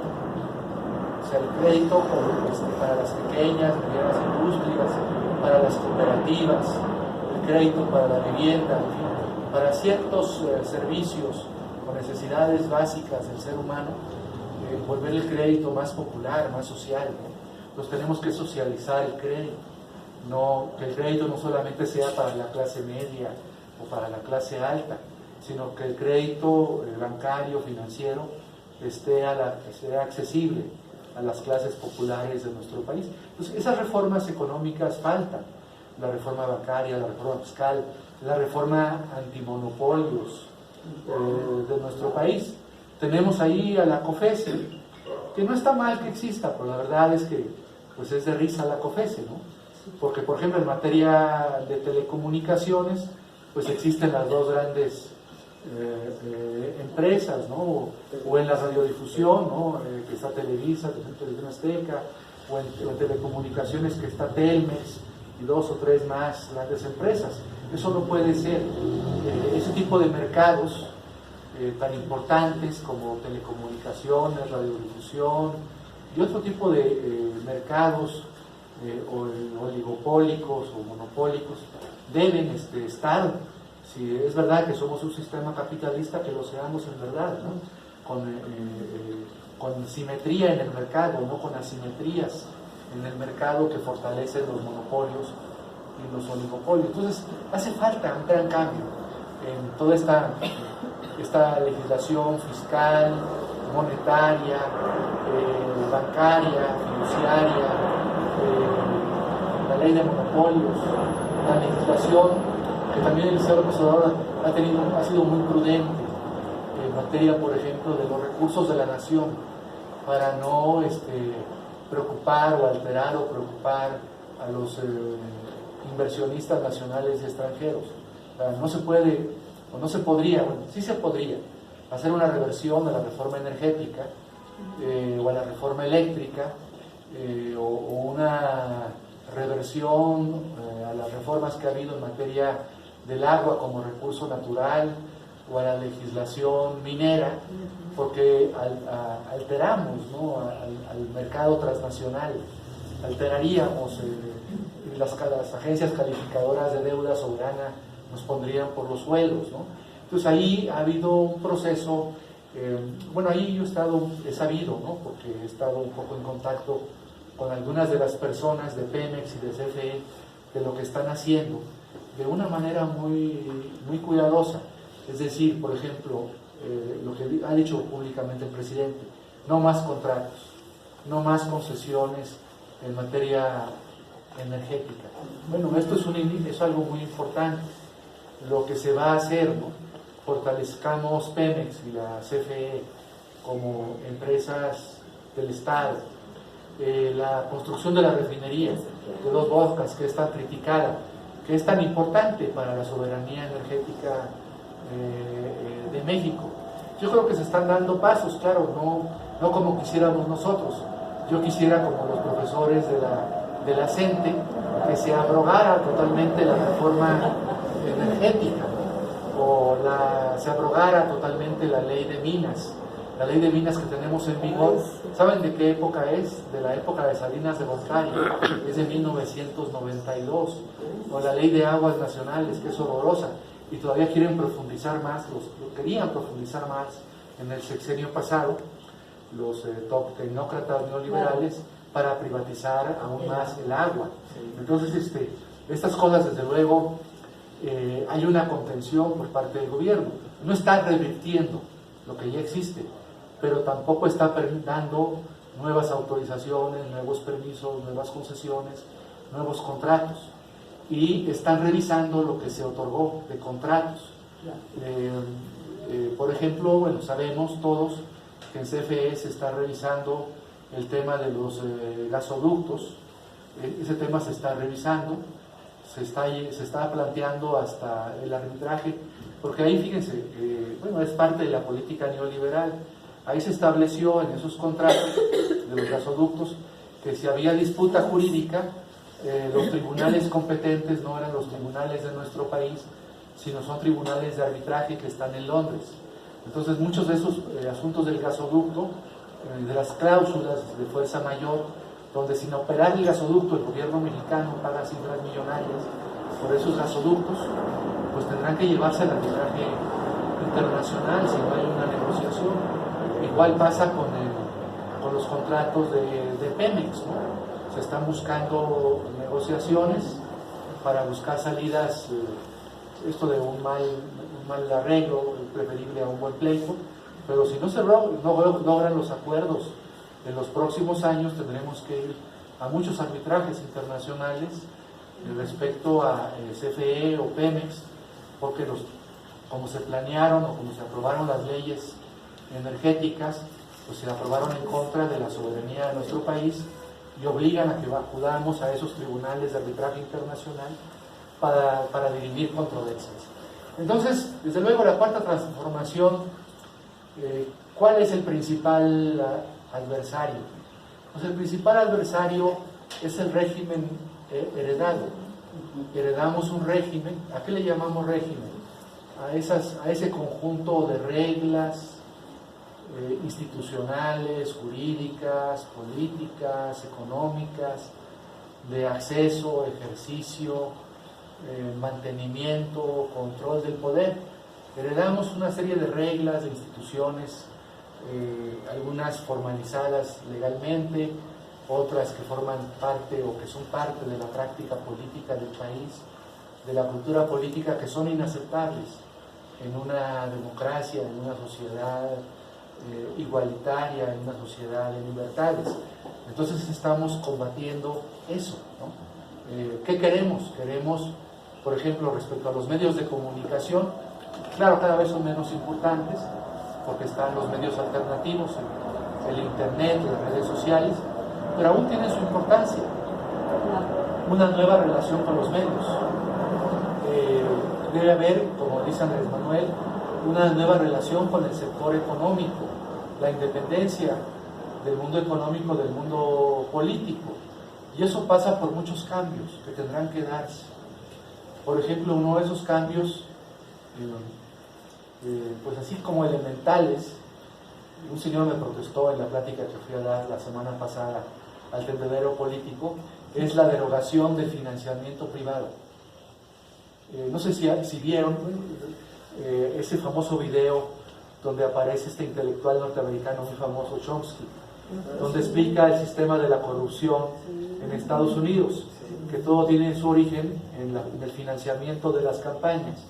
Como en los Estados Unidos no hay financiamiento público, bueno, sí hay financiamiento público, pero muy reducido en las elecciones presidenciales, lo que prevalece allá es el financiamiento privado. Entonces los congresistas norteamericanos, los senadores, los diputados, pues son representantes de intereses económicos. A mí me financió mi campaña la General Motors. Yo soy diputado o senador de la General Motors. A mí me financió mi campaña la Ford, pues yo soy el diputado o el senador de la Ford. A mí me financió la campaña tal empresa cervecera o la empresa que hace el whisky Jack Daniels, pues yo solo represento sus intereses. O a mí me financió la campaña la industria cañera norteamericana, pues represento a esos sectores. Entonces, por eso, esos legisladores difícilmente representarán al interés general, al interés colectivo, representan intereses económicos concretos. En México, aunque tenemos el financiamiento público, que desde luego es muy elevado, y ya Morena propuso reducirlo a la mitad, propuso la reducción a la mitad, propuso esta, ¿cómo se llama? La coordinadora de campaña, Tatiana Cloutier. Ahora los que no quieren la reducción del financiamiento público son los partidos de oposición, o sea, me refiero al PRI, al PAN. El PRI, por ejemplo, le pidió al INE que organizara su elección interna, pero me dijo un priista, bueno, el secretario de organización del PRI, uno que fue gobernador de Chihuahua, Baeza, me dijo, la verdad no tenemos 250 millones para pagar lo que nos pide el INE para organizar nuestra elección interna, tendríamos que endeudarnos, entonces no podemos, entonces pagarle al INE lo que nos pide, entonces no podemos endeudarnos, nuestro proceso interno lo vamos a hacer nosotros.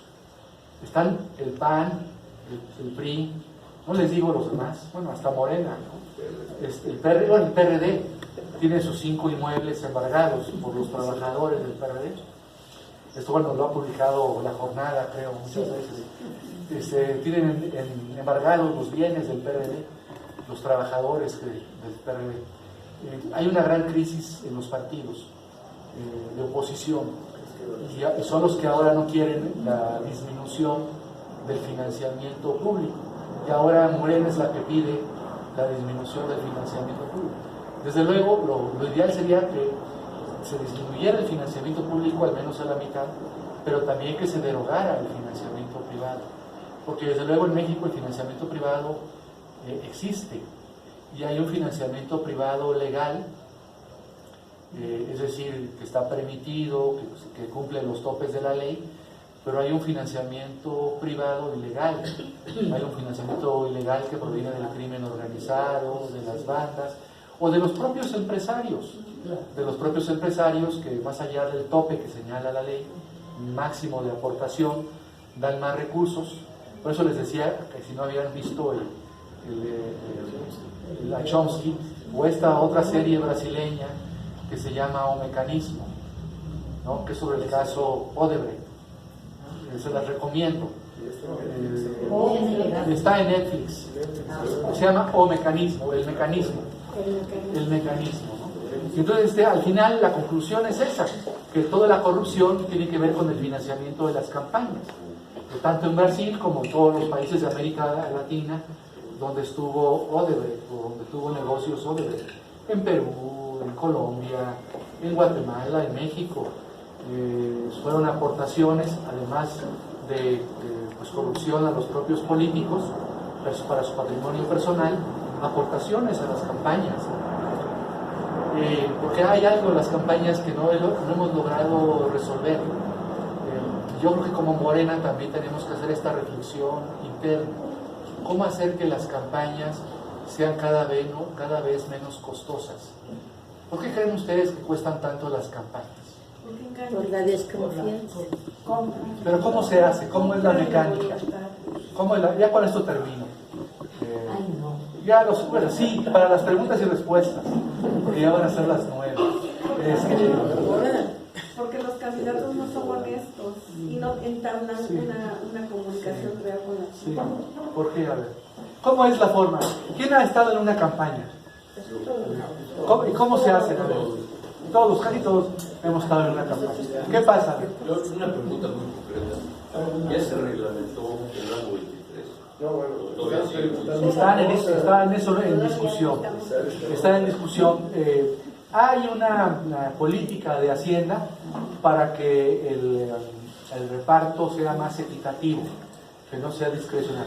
Primero, que haya transparencia en los manejos del ramo 23 y que se entregue equitativamente, por ejemplo, en función de la población o de las carencias de cada estado, en fin, que tome en cuenta la marginalidad, como ocurre con las participaciones federales. Pero no se ha modificado la ley no se ha modificado, y eso sí hay que modificar, Entonces, bueno, hemos estado en una campaña. Ustedes saben que un gran cambio fue se dio en 2007, cuando que lo que se gastaba más era en la compra de tiempos en radio y televisión, y por eso se estableció que el tiempo en radio y televisión de candidatos y partidos en periodo electoral fuese el tiempo del Estado, que es, o sea, en especie. El tiempo del Estado es la forma en que los medios electrónicos le pagan al gobierno los impuestos. En lugar de pagar un impuesto, le pagan con tiempo, con spots. Entonces, bueno, en tiempos del Estado y eso redujo mucho el costo de las campañas. Y se suponía, después de esa reforma, que el costo de las campañas tenía que ser menor, pero no, ha continuado, porque los medios siguen aceptando vía disque entrevistas u otras formas, infomerciales, siguen aceptando compra, la ley le llama adquisición de tiempos en radio y televisión. Entonces se sigue gastando en radio y televisión cuando está prohibido constitucional y legalmente gastar en radio y televisión en las campañas. ¿En qué otra cosa se gasta en las campañas?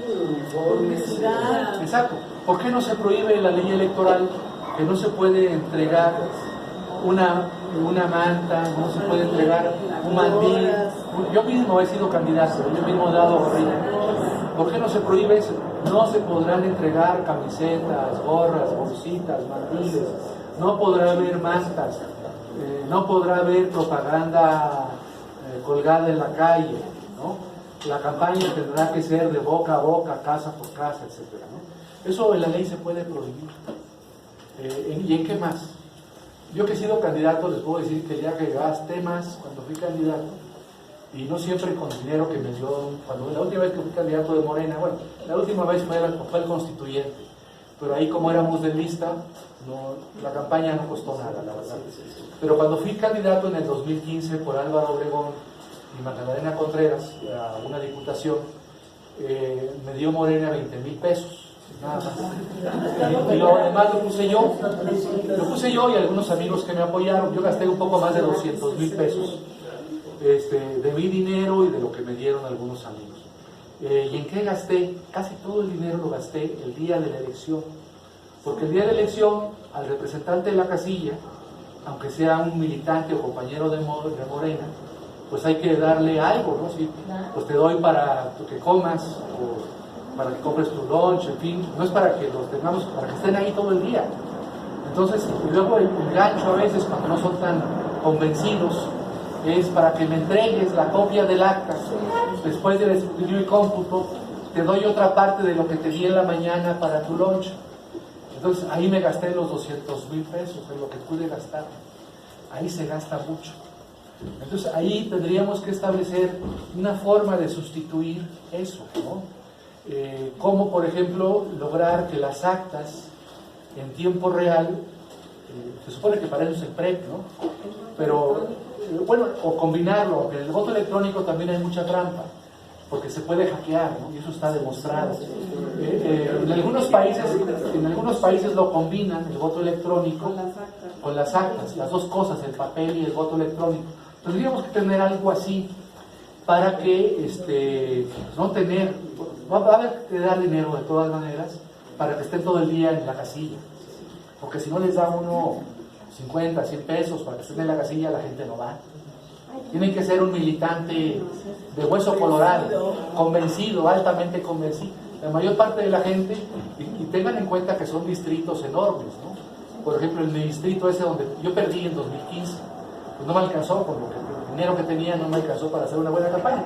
Igual mi oferta tampoco convenció. No, perdí como con 1000 votos, ¿eh? Y perdí porque gané en Magdalena Contreras, que es más clase media y más popular, y perdí en Álvaro Obregón, porque en Álvaro Obregón era San Ángel, el Pedregal, la Guadalupeín, la Florida, ahí en esas colonias perdí. Entonces perdí como con 1500 votos. Perdí por nada. Con un poco más de esfuerzo a lo mejor, o más cuidado hubiese ganado. Y porque era elección intermedia y no iba en la boleta el licenciado López Obrador. Claro, cuando va en la boleta él, arrasa uno, ¿no? Entonces era más difícil. Entonces algo hay que pensar para reducir el costo de las campañas. O por ejemplo ese dinero que se les da a los que cuidan por partido, ¿no? Que cada partido registre y que sea el INE directamente que les dé el dinero. Y que los partidos no puedan meter la mano, darles dinero. O sea, que el INE, usted es representante de Morena, 100 pesos, usted es del PRD, 100 pesos, del PRI, 100 pesos, y a todos que les dé el INE. Lo mismo. En fin, buscar alguna fórmula para reducir el costo de las campañas. Cuando se reduzca el costo de las campañas, habrá un beneficio muy grande, anticorrupción. Porque ya el candidato no va a estar tentado de decirle al empresario amigo, oye, dame para la campaña, préstame unos vehículos, o como le hacía Fox, ¿no? A Fox, por ejemplo, le daban aviones, avionetas, helicópteros y alimentos y en los hoteles de la cadena. ¿No? Sí, que son no. ¿Cómo se llama esta cadena mexicana? Grupo Posadas, a donde iba Fox, él y su comitiva, todo estaba cubierto por el Grupo Posadas, alimentos, habitación. Y claro, el problema es ese. Eso que está diciendo la campaña es el origen de la corrupción. Cuando se habla de desvincular a la economía de la política, es eso. Que los empresarios no tengan que aportar a las campañas. Porque cuando aportan, cuando uno está en el poder, cuando llega al poder, dicen, compadre, yo te di, amigo, yo te di todos los taxis para tu campaña, yo te pagué a tus representantes, yo te pagué las camisetas, yo te pagué las mantas, yo te hice esto, porque tu partido nada más te dio 20,000 pesos.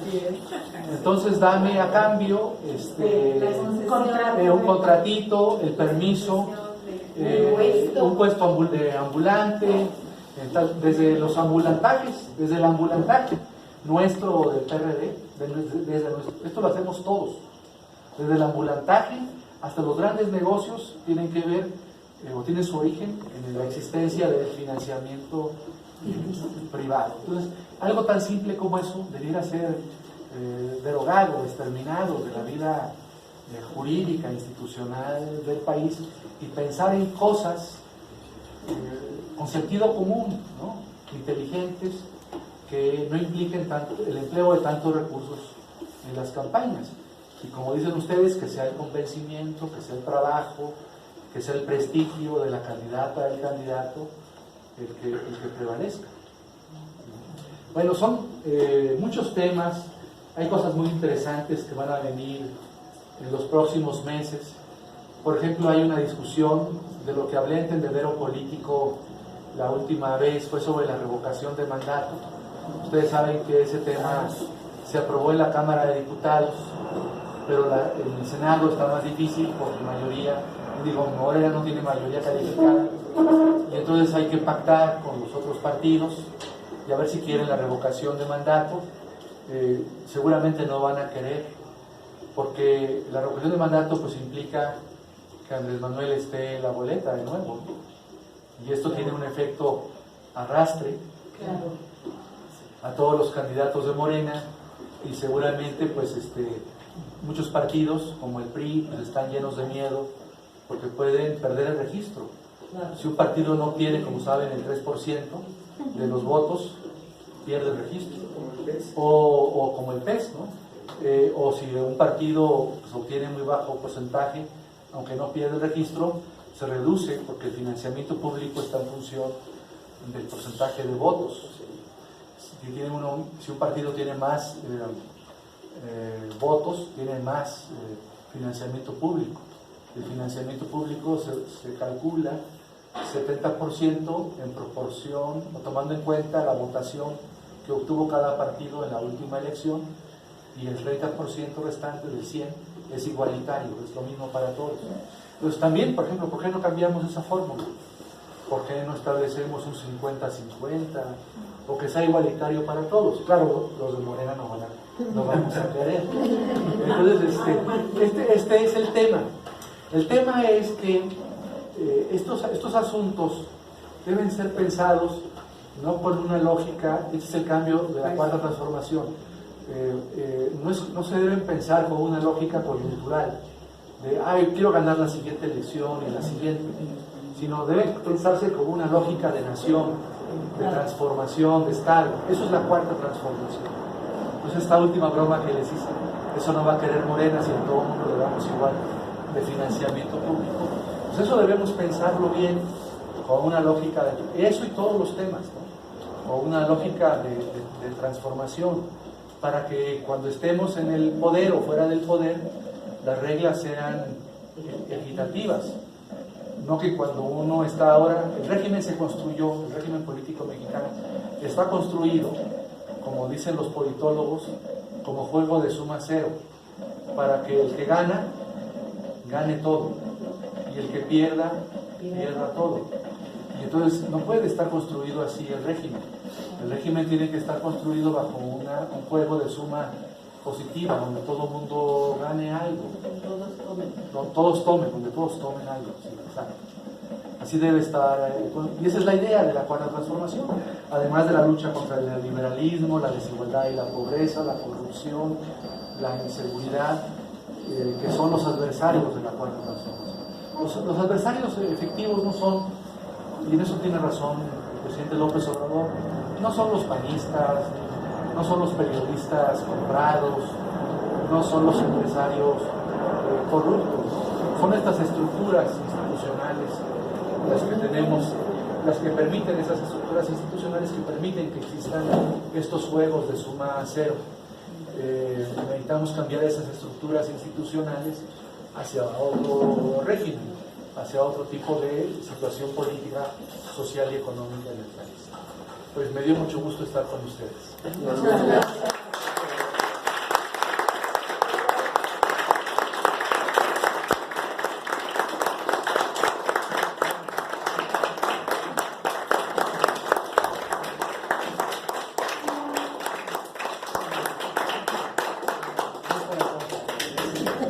Como vi ayer, no sé si ustedes son seguidores de Noroña.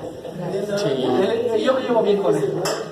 Entonces me mandó un simpatizante de él un video por internet, en donde en el video dice la llegada de Noroña al aeropuerto de Tijuana. Entonces le gritaban a Noroña, presidente, nuestro presidente para el 2024. No, por eso no hay que aplaudir tanto.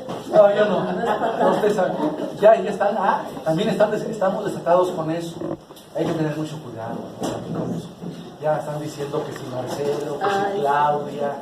Bueno, y hasta Noroña se apunta, ¿no? Yo creo que esas Tatiana, eso hay que bajarlo. Esas ambiciones, eso no debe ser. Está la de gobernación. La de gobernación, doña Olga. ¿Cuántas preguntas aceptas, Jaime? No, las que ustedes digan, algo prudente, algo que sea razonable. Yo quiero saber, como para abatir el abstencionismo, hay en algunos países en donde votar es obligatorio. ¿Eso sería bueno para la democracia? que no tuviera marcado en su que no había votado, pues que no se le faciliten ciertos trámites, que se ponga como condición que la gente esté obligada a votar. Sí, eso ocurre en muchos países de América Latina, pero yo creo que, por ejemplo, en Ecuador así es. Si no fuiste a votar, no puedes salir del país, o tiene alguna consecuencia fiscal el no ir a votar, alguna penalización de carácter fiscal, y también pues no es tan fácil, o no puedes obtener el pasaporte o el permiso de salida del país si quieres salir. Pero yo prefiero que siga siendo un voto libre, ¿no? Que la gente diga si quiere votar o no votar. La verdad, cuando las personas no van a votar es porque no entusiasma el proyecto político, los candidatos. O sea, cuando no se va a votar es porque hay o un castigo a los partidos, a los candidatos, o no hay capacidad por parte de los partidos y los candidatos de convencimiento, de persuasión, de convencimiento. Sí, Claro, adelante. buenas tardes, Eduardo Ibarra. Buenas noches. Volviendo al tema de la reforma electoral, yo con un grupo de amigos planteamos una iniciativa ciudadana que finalmente no logró recabar las firmas, pero lo que advertimos es, por ejemplo, varias cosas, ¿no? Pero voy a mencionar tres nada más. El límite para los recursos privados debiera ser más bajo, pero sí existir, porque quien quiera contribuir, Un militante, por ejemplo. exactamente, con algo de su patrimonio, debería existir, y que no solo fuese privado como ha sostenido Ackerman, que solo público, ¿no? Y luego advertimos que, por ejemplo, curiosamente en la Constitución, en el caso de los recursos públicos, estos se van aumentando conforme a la inflación. Así es. Entonces no hay modo de regresarlos ni de decir ahora gastamos menos porque no se justifica, ¿no? Y otra cosa que advertimos es que se debería de etiquetar el gasto público, de cómo deben usarlo los partidos, porque aunque sí hay diversos conceptos, vamos a decir 2 o 3, no está bien etiquetado para que no gasten, digamos, no incurran en gastos superfluos, ¿no? O en otro tipo de gastos, ¿no? Y desde luego también la cuestión de las inspecciones del gasto de los partidos y las sanciones, ¿no? Por ejemplo, que ciertos, digamos, no vamos a decir delitos, pero que ciertas faltas provocaran la cancelación del registro, ¿no? O sea, sí vimos una serie de cosas que yo creo que están muy pendientes, ¿no? Sí. Hay una discusión que ahorita está en el Congreso. De hecho, la semana que viene hay un foro en la Cámara de Diputados, se creó un grupo para la reforma electoral y algunos nos mandaron una lista de los temas, y entre esos están discutir estas cosas, desde el tamaño del INE, que saben que es un órgano burocrático enorme. Sí. Son más de 23,000 empleados a nivel nacional. Entonces, ¿qué tamaño debe tener el INE? Existen institutos electorales estatales, tribunales electorales estatales. ¿Deben existir o no esos institutos estatales o los tribunales electorales estatales? O todo debe estar centralizado en el INE, pero con otra estructura, con otras dimensiones. Luego está, como dice el compañero, el cálculo del financiamiento público. Se toma en cuenta la inflación, pero el número también de ciudadanos inscritos en el listado nominal en el padrón. Sí, claro. Entonces, a mayor número de ciudadanos, o sea, a mayor el número de hijos, más financiamiento público para los partidos. Entonces, hay que idear otra fórmula, no puede ser así. No puede ser así. No puede calcularse el financiamiento tomando en cuenta la inflación o tomando en cuenta el número de lista nominal de electores, del padrón electoral. Hay una fórmula distinta, ¿no? Una fórmula que sea más justa. Luego lo del financiamiento privado sí es muy interesante, porque bueno, yo podría convenir que sí, que los militantes, pues aquí Morena, es que yo soy de Morena, yo quiero aportar. Es la, ¿cómo le diré? Me gusta, pero también es la vía para que se meta, ¿no? Se meta gente en las campañas a querer ayudar. Yo he sido 2 veces candidato, una gané y otra perdí, y las 2 veces se me quiso meter gente. Por ejemplo, no empresarios que querían, que se afiliaban a Morena, y decían, yo soy de Morena, compañero, yo lo apoyo. Me acuerdo de un señor en Magdalena Contreras, igual lo conocen ustedes, que tiene algo así como un Nelson Vargas, pero en chiquito. Tiene una así de natación. Me dijo, yo lo apoyo, yo le pago la campaña. ¿Cuánto necesita? $500,000 de pesos. No, dije, no me tiente, no. No, de veras me ofreció eso, ¿no? Pero estaba dentro del tope, ¿no? No estaba dentro del tope. Pero de todas maneras, aunque estuviera dentro del tope, te juntas de esos empresarios, no sé, 5. Por ejemplo, hubo uno que sí le acepté que estaba dentro del tope. Ese me dio $40,000 pesos, ¿no? Me dijo, ten para la gasolina, de toda la gente tuya, de los brigadistas. Y pero imagínate que gano, no me hubiera pedido un favor. Sí, por supuesto. Yo soy un simpatizante de la causa. Pero no sé. No, otra cosa es que yo se lo hubiera concedido. O sea, sí, es un riesgo muy alto. Es un riesgo, es como pecar tantito, ¿no? Sí, pecar tantito. No, igual, pero yo entiendo, por ejemplo, ahí en esa lógica, yo la entiendo porque el maestro Batis me la ha explicado. Por ejemplo, cuando el maestro Batis es panista, pues me explicaba cómo eran los panistas de hace años, ¿no? De la época de él. Pues era gente que entregaba, como dice el compañero, su tiempo, su dinero, su trabajo profesional a favor del partido, que hacían sus sorteos, ¿se acuerdan, no? O sea, sus sorteos de sus coches. Ya no existe, ¿no? Desde que entraron al poder se les acabó eso. Entonces, yo creo que sí puede existir cuando el partido tiene esa mística. Yo tengo, por ejemplo, la anécdota, fíjense para que vean cómo es. En el 96, cuando se hace la reforma de Cedillo, la reforma definitiva electoral, el PAN dijo, es cuando se estableció el financiamiento público, porque Cedillo dijo, yo gané con voto libre, pero la elección no fue equitativa. Y entonces pues va a haber financiamiento público generoso para todos los partidos. Y me acuerdo que yo era consejero en esa época del IFE, y el representante del PAN en el IFE, que era un señor muy honorable del PAN, de los panistas fundadores de Coahuila, de mi tierra,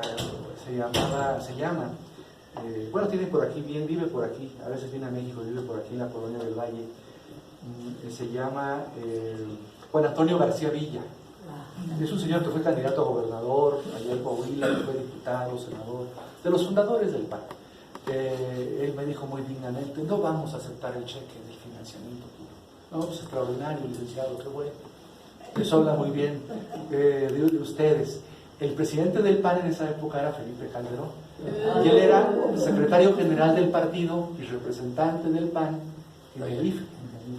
Entonces, el primer mes no aceptaron el cheque, pero al segundo mes, ¿cómo que no? Entonces, es bien difícil, es un tema muy difícil. Es muy difícil. Gracias. Bueno, ahí está. No contesto más, simplemente que es verdad, cuando hay un cambio de gobierno, pues hay un proceso primero de aprendizaje y de establecer y de conocer los procedimientos, y más cuando se proponen o se aprueban nuevos programas, nuevos proyectos tan ambiciosos como los de este gobierno. Bueno, pues muchas gracias.